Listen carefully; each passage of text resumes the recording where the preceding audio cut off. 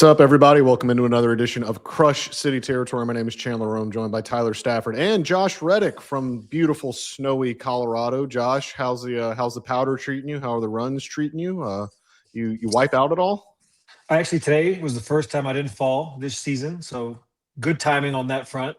Snow's a little better today. In the last couple of days, we got some flurries. When we first got here, it was god awful for people that haven't seen how the mountains look everywhere around this country. It's not good snowboard season, but last 2 days have been perfect. Today was great. Had some fluff over some more fluff, so you weren't snowboarding or skiing over crust, which is horrible and awful to listen to. But I'm by myself today. My wife and another son, Maverick, are at a go-kart race, shocking. And so I was out there with some tunes on, just vibing in the it up, mountains. man. Where are they at? No, they're actually in Mexico. They flew to What? Mexico. Yeah, it all happens fast, man. Like his last race before we came here, my wife and him met some people about driving down there because they have a company that his sponsor that he races for has a company and factory down there. So like, hey, why don't y'all come down here? We'd love for you to represent us. And there they are. So yeah, that's an adventure. So yeah, I think he's legally allowed to drive in Mexico. he might be down there. It's been a debacle so far, not on the racing part, but the Mexico experience. But yeah, he's doing pretty good right now. Look at him go. As the Reddicks turn, we could have a full. Always in a new spot. We're always in a new spot, man. Yeah. You got to keep everybody on their toes. We're not staying dormant for too long. You can't stay dormant for too long. Nope.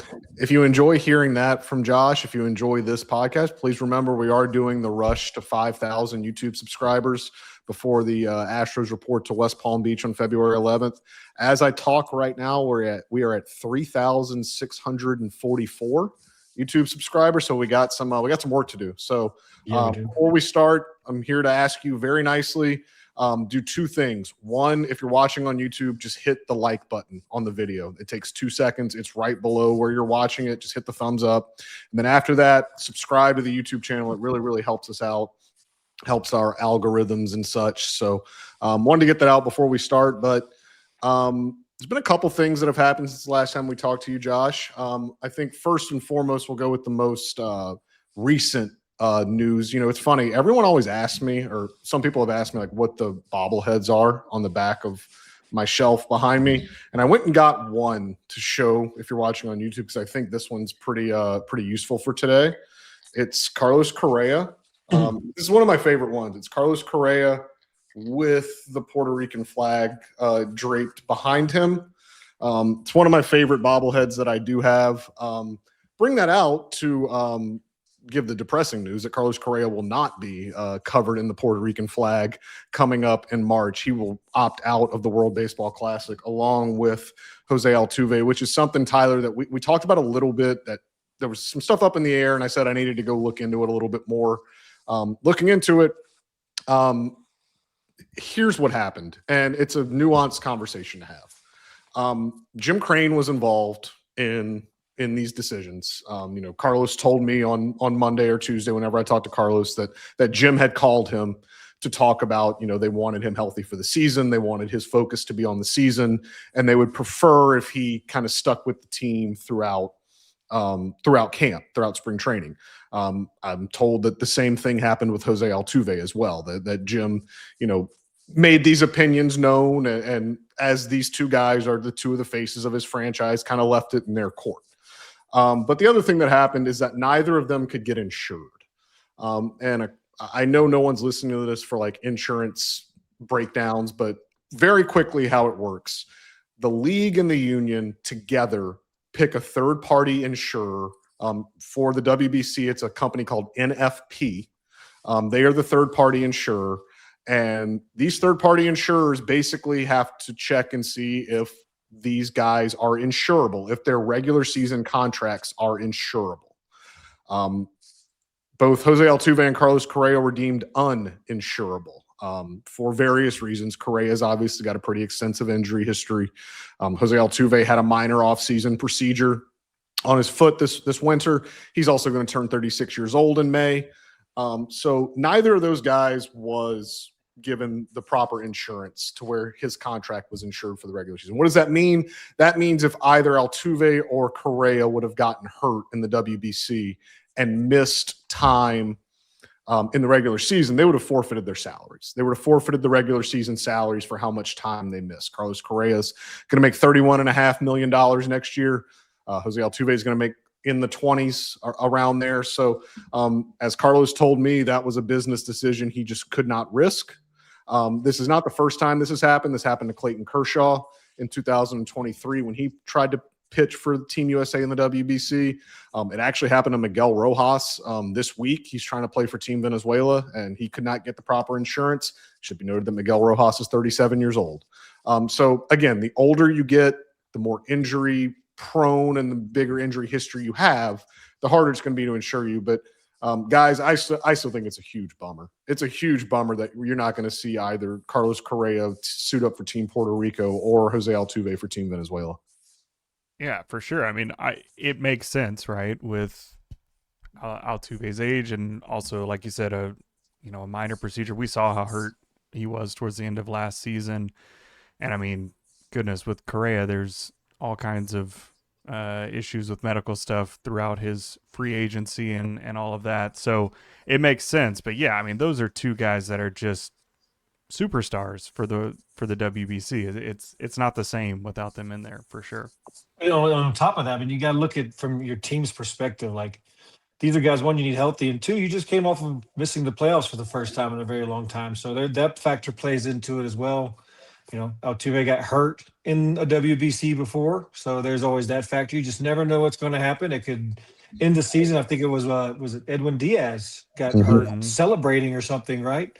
So there's just all kinds of crazy things that can and will happen, and that's just how baseball works. And if you get hurt in season playing with your ball club, it's a lot easier to justify than, hey, you got hurt playing for Team Venezuela. That's your problem. So we all want to play for our country. We all definitely want to do that. That's a huge honor and a huge privilege. And we've seen the energy that the World Baseball Classic brings to the baseball world. I think it's more exciting than the World Series, in my opinion, because, everybody getting to play for their home country is a little bit more motivated than normal, because this is more of a, I don't want to say like a more worldwide basis, because it is, but so is Major League Baseball. But when you get to put on your hometown colors and your home country colors, it changes everything.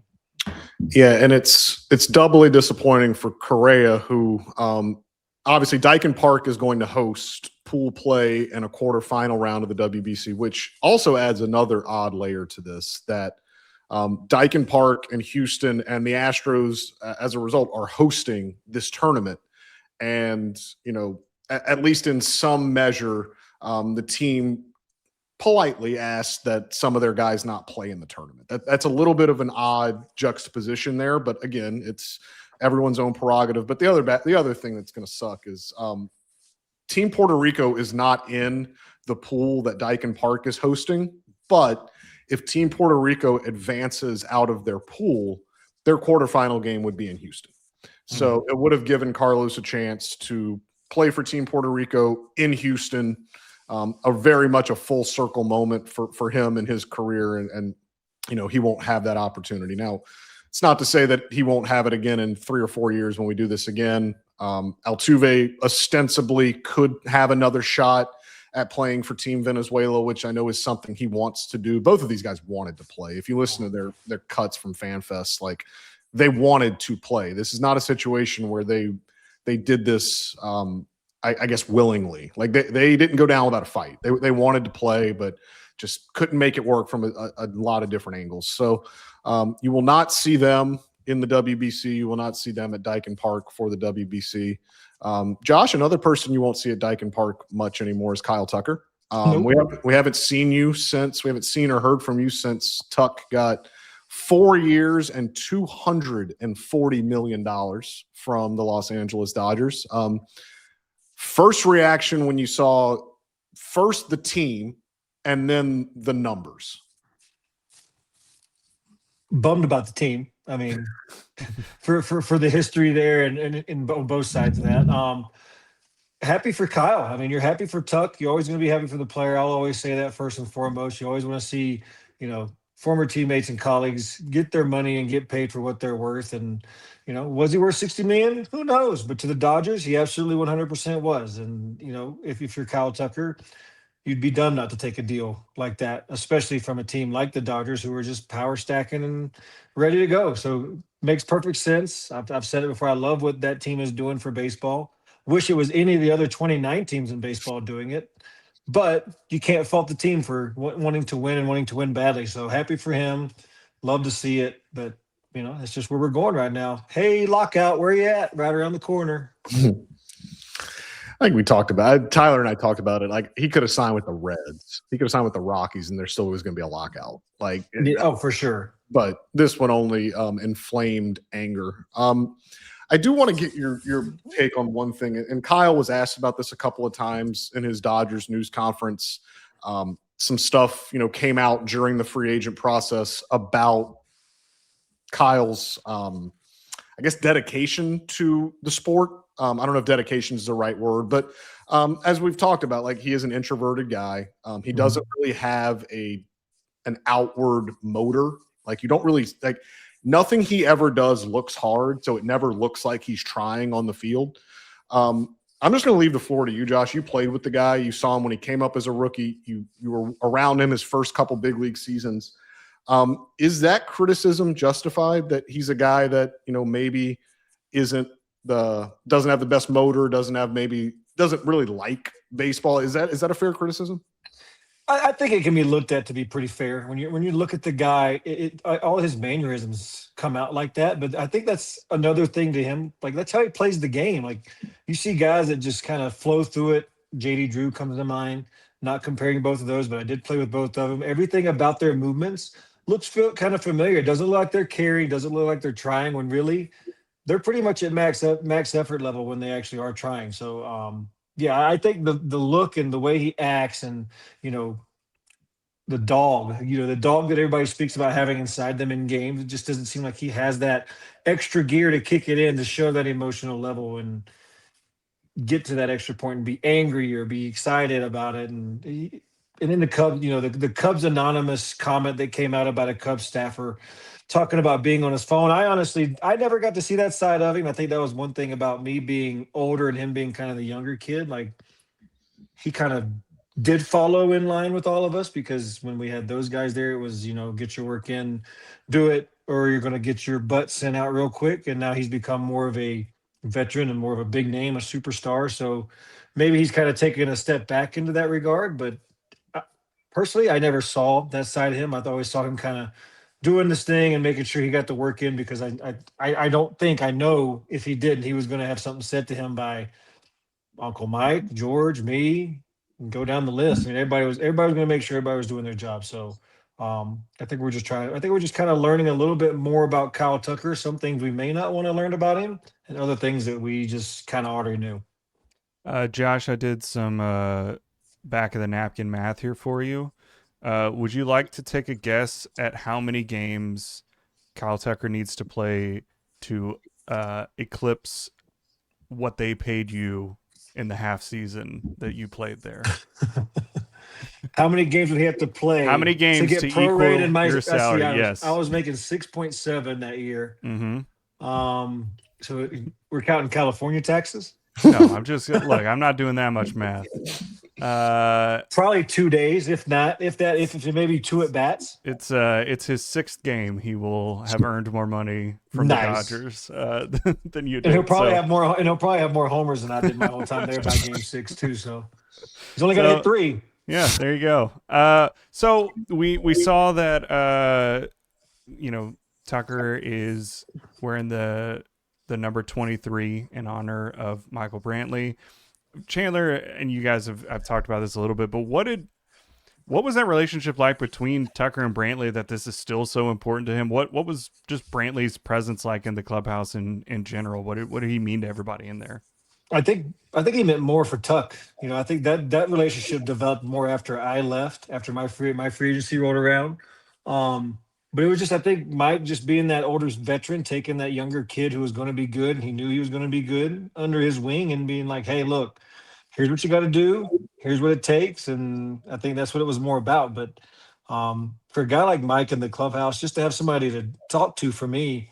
And we all know how close he and George were from on the field, off the field, to doing everything together. Like those friendships don't happen a whole lot, not even in baseball, but in life. So to have a guy like that be so close to you, for George meant a lot. For me to have a lefty who was established and a very, very good hitter, one of the best hitters in the game during our whole careers, just having somebody I could fall back on to help from the left side of the batter's box was phenomenal for me to be able to just, lean back other than my hitting coaches or, a guy like Altuve who may not be able to break it down for me from that side of the plate. So just having that work and being able to work beside him made me a little bit better, I think. But I think for Tuck, it obviously meant a lot more from those World Series runs they had and just being teammates for a little bit more. But it shows us how much the bond they had that we may have not seen on camera or in that clubhouse. I did text Mike right after it came out. I said, "You two are pretty cute. You know that?" What did he say? He just laughed. He's like, "That's pretty funny." And I said, "No, it's a pretty huge honor. That's pretty cool." He's like, "Yeah, it felt pretty good, to be honest." So yeah, he was very honored. If people didn't know that already about Mike. It's probably the most emotion you'll get out of Michael Brantley, which I guess kind of goes hand in hand with what we were talking about with Tucker. Like, if Mike has really rubbed off as much on Tucker as we're saying he has, like, Michael Brantley is the definition of stoic, introverted, doesn't say much, never does anything on the field to like show that he's got a motor or anything. He just goes and has a very routine, regimented guy. So who knows? Maybe that could have rubbed off on Kyle, just Mike's entire demeanor and persona. They just probably figured they both had pretty smooth swings and everything else would just be okay. Because we saw Mike running was a spectacle to watch. But, I mean, hey, he made like the greatest defensive play in ALCS history. Like that, he'll always have that. Like I don't remember anything else Mike did defensively in his Astros career, but I remember I'm pretty sure in his tenure I played with him, he dove twice. That one, and then like one other regular season game to like save a run or something. We call it diving when Mike made it. We were, "Hey, Mike, good fall on that ball." So that was something we always ran with. Yeah, greatest in American Championship Series history. I don't know, maybe. I mean, think about that game. Like, oh, no doubt. I'm not saying it's not a great play in greatest in history, but definitely the situation that we were in right there. I think it gets overshadowed by the DJ LeMahieu home run, but he definitely did save us from probably annihilation. I wouldn't say annihilation, but he definitely did make a great play. So I'm not discrediting. I'm not discrediting you, Mike. But what, Tyler? I said the correct answer is the Benintendi one, but we would prefer not to talk about that. Oh yeah, that was also a great play. And yes, it was. Yeah, if he wasn't positioned, if he wasn't like he took 2 steps in like right before he threw the pitch. If he doesn't creep in on that pitch either, that ball probably gets Bregman. That was Bregman, right? That was Bregman's ball to left field to end the game. I think that was I also give George a lot of crap because, if we didn't take Mike out of that game to move me to left field, I would have caught DJ LeMahieu's home run. Like George, I said, "George, buddy, if we would have never switched, Altuve's home run would have never happened, and we'd be talking about a much cooler play."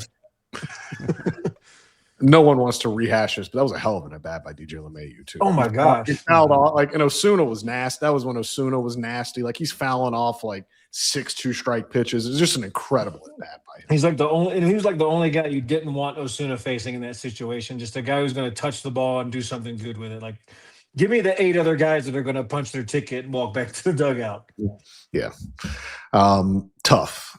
But we will not relitigate 2019 anymore, maybe for another day.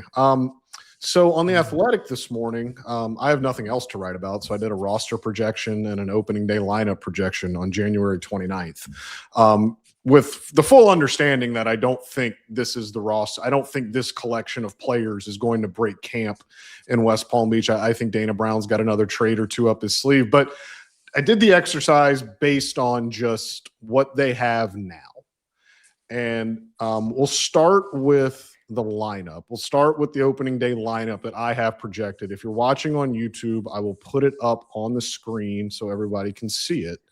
I'll read it out. If you're not watching on YouTube, it's Jeremy Pena at short, Jose Altuve at second, Yordan Alvarez DHing, Carlos Correa at third, Yainer Diaz catching, Christian Walker playing first base, Cam Smith in right field, Zach Cole in left field, and Jake Myers hitting ninth and in center field. I think on opening day with the roster that they have, I think that's probably where Joe would lean. It's the best defensive lineup he can put out there. And if you're going to run your ace out there on opening day, barring an injury, I would expect Hunter Brown will start on opening day. You want the best defense behind him. And Christian Walker is a better defensive first baseman than Isaac Paredes. You don't want either Altuve or Alvarez in the outfield. Hunter Brown, if he's going to give up contact, it may be in the air. Jose Altuve is starting on opening day at Dyken Park. Jordan Alvarez is starting on opening day at Dyken Park. So any thought that, you can replace Paredes with one of no, those guys are starting. Those guys are in the lineup and they're going to play their primary positions on opening day. But it underscores the dilemma Joe Espada is going to have this season if they have all these infielders on the roster is, you're looking at an opening day lineup that maybe doesn't have Isaac Paredes in it. I hear what you're saying. There's no way if Isaac Paredes is on the roster that he is not in the field somewhere. You either put him at DH and Alvarez in left field or he's not on the team. Yes, I hear you about defense and all of that, but it's Dyken Park. It's not that hard to play left field out there. You can put Alvarez out there for a day, and any ball hit in the air out there is going to be a home run anyway. You wouldn't be able to fix it. So I don't think it's that big of a deal. But Josh, while we're kind of on this subject, we've talked a lot about Isaac Paredes and maybe doing second base, or obviously he could play first base if needed. Now that it has become very clear that Altuve is going to play second base predominantly, they would like to keep Alvarez out of left field as often as possible. Can Isaac Paredes play left field? Is that a possibility? Is he able to do that? Absolutely not. Okay. No. My man, I'm not knocking my man, but my man's range at third isn't very far, much less give him a little bit more acreage out there to try to cover. So I absolutely not. Who are they facing opening day? I haven't looked that far ahead. Now, remember, I did watch Carlos Lee play left field here for several years. Carlos Lee was a big athletic human being. I watched Carlos Lee play before I got there. He was more athletic than Isaac Paredes. That's what I'm saying. Okay. They're a lot more. They're going to face the Angels and very likely Yusei Kikuchi on opening day. Oh, yeah. Then you can definitely run Jordan out in left field. See Zach Cole, get the day off. You can start next day. So I could see that working. Isaac DH day one. Flip it on the next day, depending on who they face. It's a pretty good lineup. But that lineup right there is pretty solid. What we put on the screen is definitely your right. You can't really say right-handed dominant lineup because Isaac just pulls everybody. So something's got to happen. Something's got to happen. Is Jarren Duran still on the table? Where's that guy? Sources confirmed, Josh. God. They'd rather Willie or Abreu. If they're going to trade with the Red Sox, they would rather Willie or Abreu, who also hits left-handed, who's a two-time Gold Glover in right field, and maybe more importantly, is making the major league minimum salary, while Jarren Duran is making $7.5 million. That's probably what it is. But can your boy Cam Smith play left field? If he's on this team, then Isaac Paredes is not. So that also cancels out that problem. Yes. What do you think about? I took a shot in the dark with the batting order itself. Pull it back up. I will pull it back up. We just have to. I have to hit a ton of buttons if you're watching on YouTube. So everyone talk amongst yourselves while I'm hitting all these buttons. Okay, there we go. There it is. The order is, and I think really anyone really only cares about the top six.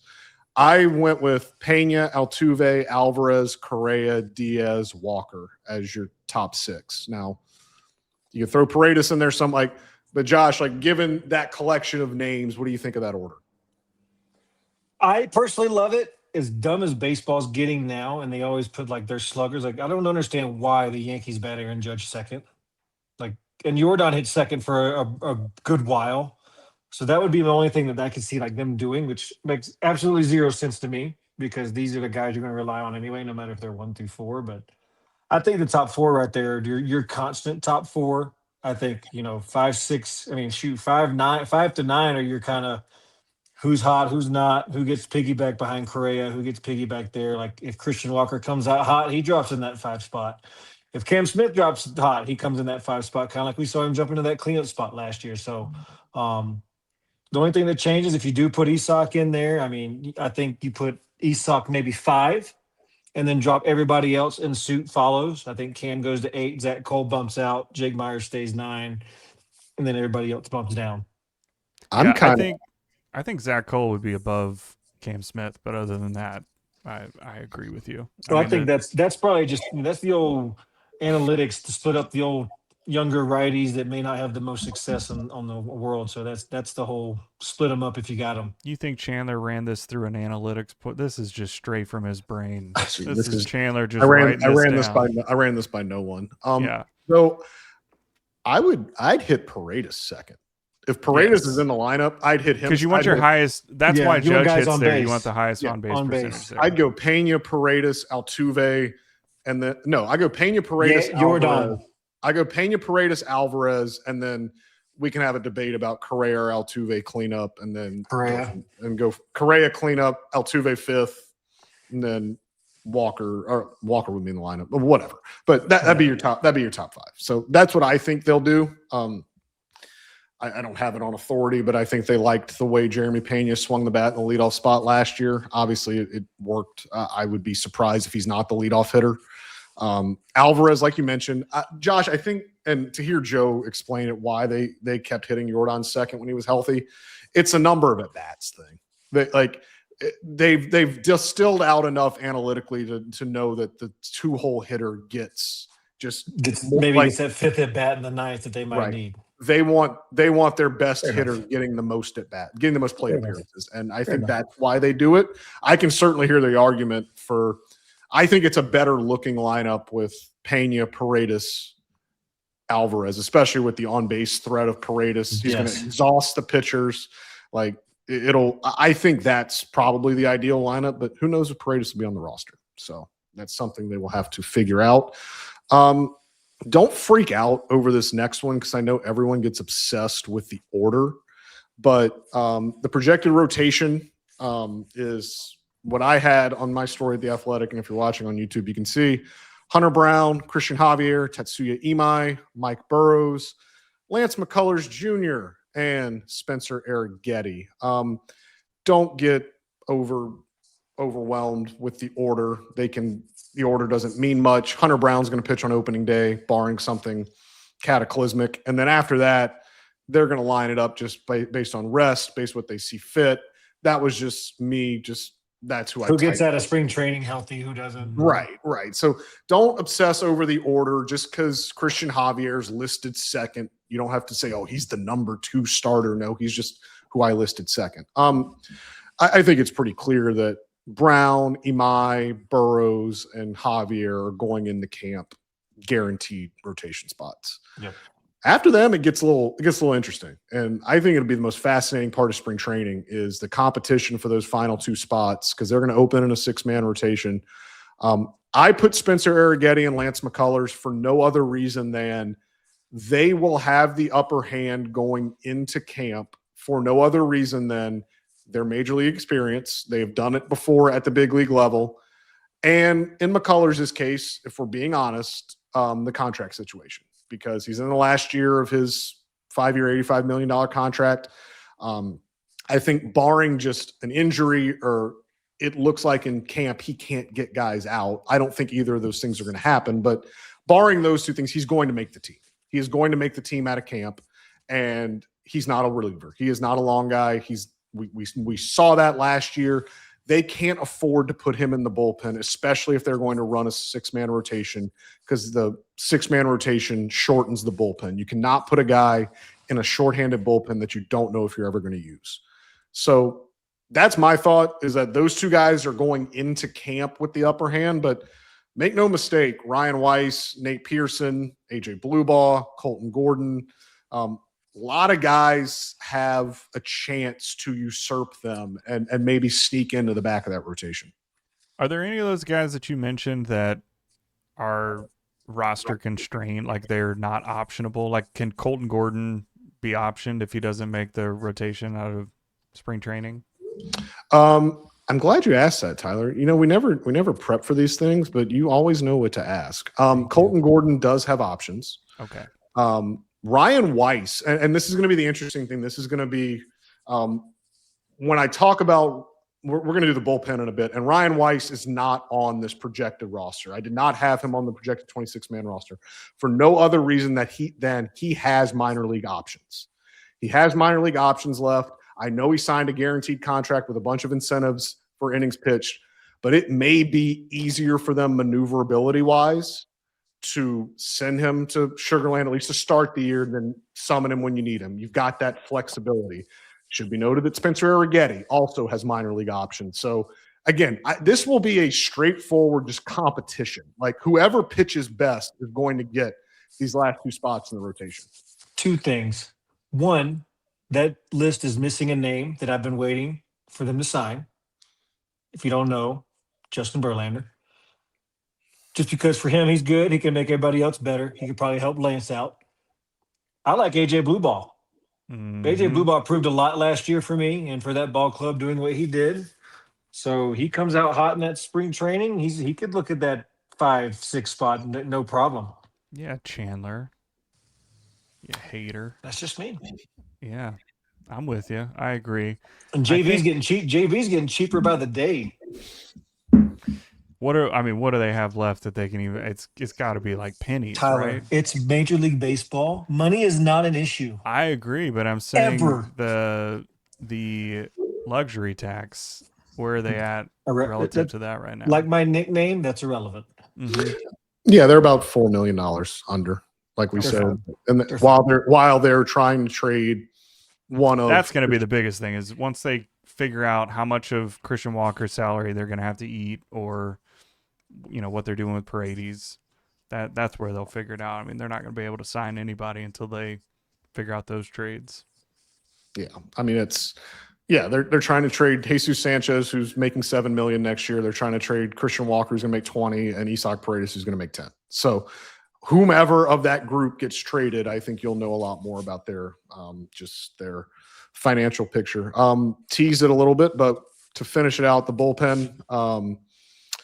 Again, if they're going to open in a 6-man rotation, that means you have one short in the bullpen. So you have a 7-man bullpen. Josh Hader, Brian Abreu, Brian King, pretty much locked up spots. And Yel De Los Santos and Steven Okert, they're on guaranteed deals. They're veterans. They pitch well to very well at points of last year. So I think they go in pretty secure on a spot. Again, if they don't pitch well in spring training, things can change. Roddery Munoz is in the bullpen because he's a Rule 5 pick, and if he doesn't make the roster, they have to offer him back to the Reds. Not saying just because he's a Rule 5 pick, he's automatically going to make the roster. If he doesn't pitch well, then they'll have no problem offering him to the Reds if he doesn't pitch well. But again, we're doing this exercise just based on who has the leg up going into spring training in terms of roster status, in terms of service time, in terms of experience. So he gets the nod, and then Nate Pearson's the interesting one. So Nate Pearson is in this bullpen, this projection, for no other reason than they're going to need coverage. They're going to need long guys. They're going to need long swing men. Pearson's going to come to camp as a starter. They're going to stretch him out as a starter, especially early in the year. If you're going to run a 6-man rotation out there, you're going to need someone to absorb some long relief, maybe piggyback him with a starter that's not all the way built up.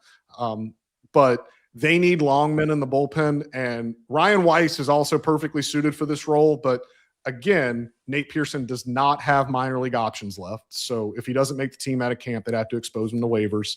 Ryan Weiss does have minor league options left, so they could pretty easily send him to the minor league. So that is why Pearson makes it over Weiss in this projection.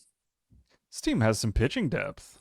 Sure does. I mean, like some serious, like that Sugarland rotation is going to have 3 or 4 guys that could pitch in the big leagues, and the bullpen as well. I mean, again, just more blue ball erasure here. This is ridiculous, but yeah, I mean, for a part of the team that did not seem like a strength coming into the year, they have done an excellent job, at least on paper, coming into the season, of really shoring up their pitching depth. Because as we've seen, look, we can name these 6 starters, but the Astros are going to have 13 different guys make a start for them, over the course of the year. You need the depth pieces, and the hardest part is finding them within your organization. And they've got a handful of guys that they could pretty confidently say, if we need a spot start, there's a guy in Sugarland that can do it. So it's a pretty good problem to have, that you're running out of room on your roster for all your pitchers.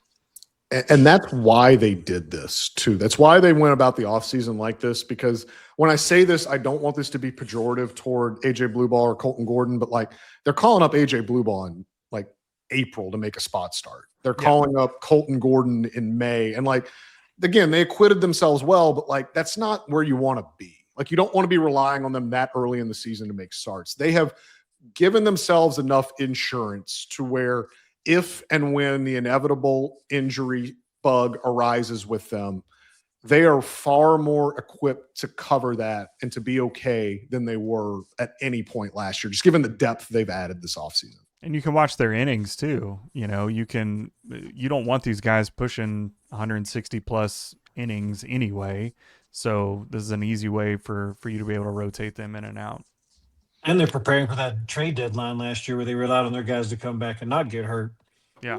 So there's one thing, you cover something else. Hey man, no messaging during the pod. Chandler's breaking news. Turn the volume down. Who's texting you? What do we got? We got something? No, there's just doing some work, guys. Just doing some work. We got like 10 minutes left in this show. You need to break it.